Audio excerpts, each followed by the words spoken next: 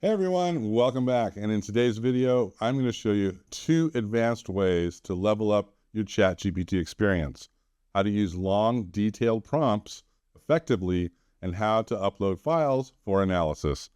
These are game-changing features, especially if you're working on complex tasks like lesson planning, data analysis, or creative projects.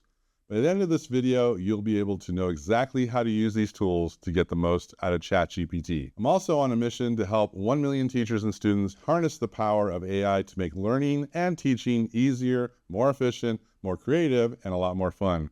So if you're ready to level up with AI, hit that subscribe button and join us on this journey.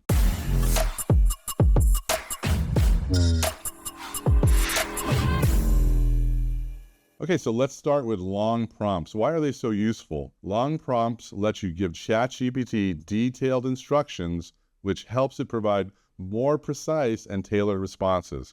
For example, if you're brainstorming ideas for a class project, you can include the specific details like the topic, grade level, and goals.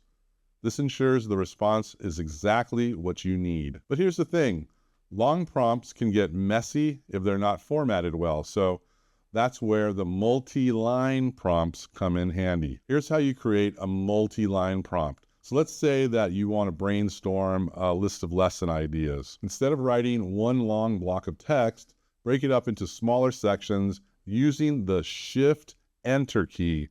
For example, I'll type, create a list of 10 project ideas for high school media students. Okay, so now I've got that, and then I'm going to hit Shift Enter to start a new line.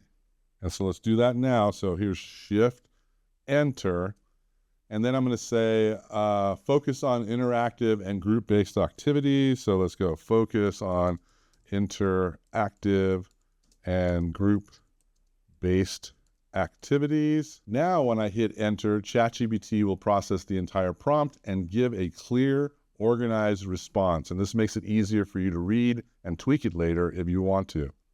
And there it goes. Here's a list of 10 interactive group-based ideas, mini documentary, quiz show, etc. Look how fast the ideas just rolled out. Now let's move on to file uploads. This is one of the most powerful features in ChatGPT. Imagine being able to upload a document, a spreadsheet, or even a PDF, and have ChatGPT analyze it for you. It's perfect for tasks like reviewing lesson plans, summarizing research papers, or organizing data. So here's how it works. I'm going to start a new chat down here. Now I can click on the plus button in the chat box down here, and that's going to let me upload file, take photos, let's take a screenshot, upload photos, I should say, take a photo, and search the web. So I've got options here. So I'm going to upload a file. This will let you upload files directly from your computer or even your Google Drive or One. So I'm going to walk through a couple of examples here. First, I'm going to upload a PDF containing one of my lesson plans. So I'm going to go down to my downloads, and I'm going to find my lesson plan. I've uploaded it here. And then I'm going to ask ChatGPT to summarize this lesson plan and suggest 3 ways to make it more engaging. And then I'm going to hit enter. And now within seconds, ChatGPT is going to generate a summary of my lesson plan. It's going to give me actionable suggestions. I mean, how cool is this? So my lesson plan is what the holidays mean to me.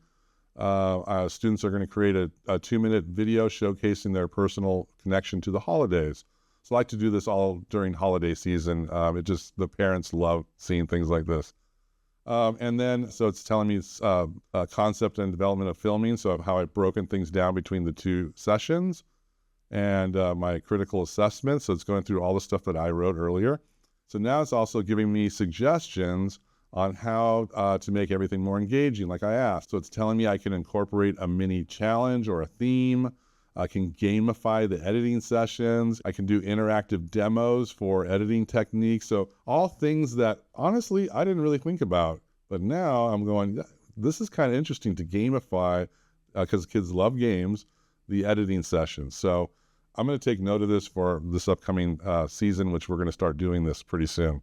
Great stuff here. But you see how it happened in seconds. using ChatGPT. Now, here's another example, and I love this. I'm going to upload a spreadsheet that I downloaded from PowerSchool, and I'm going to ask ChatGPT to analyze the data and identify trends. So I hit the plus button one more time. I'm going to upload a file. Here's my spreadsheet. This is for my advanced filmmaking class. And I'm going to say, let's see here, analyze the grades in this spreadsheet and highlight any areas of concern. Let's try that. Areas of concern. I'm going to say include initials, not full student names, because I don't want to kind of out my students right now in the World Wide Web. So I'm going to ask it to do that. So I uploaded a score sheet from PowerSchool that I downloaded from PowerSchool. Now I'm asking ChatGPT to analyze the grades in it and highlight any areas of concerns. So I'll hit enter, and ChatGPT is working, and low grades are these people, areas of concern. So it's telling me that these people here have below passing right now, which is totally true. And I might have to give additional support. Assignment-wide issues. These two things had, actually this is interesting because these two events have low scores, but they were extra credit, so I'm okay with that.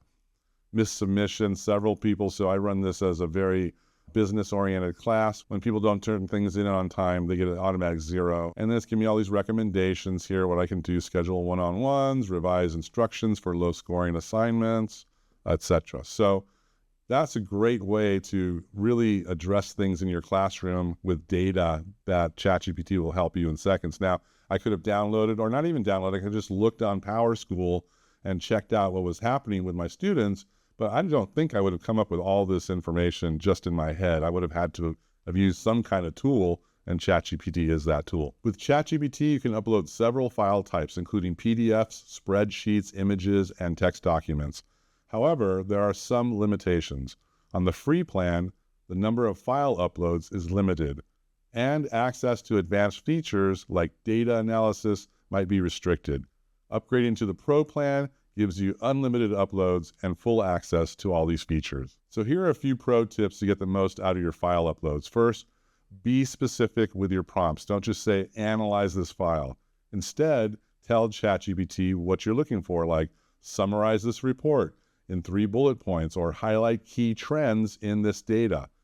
Second, combine file uploads with multi-line prompts for even better results. For example, if you're analyzing a document, you can upload it and then use a detailed prompt to guide ChatGPT through its analysis. Now you know how to use long prompts to get tailored responses and also upload files for powerful analysis. These features can save you a lot of time, whether you're teaching, studying, or working on a project. If this video helped you, hit that subscribe button and join me as we explore how ChatGPT can transform workflows for teachers and students.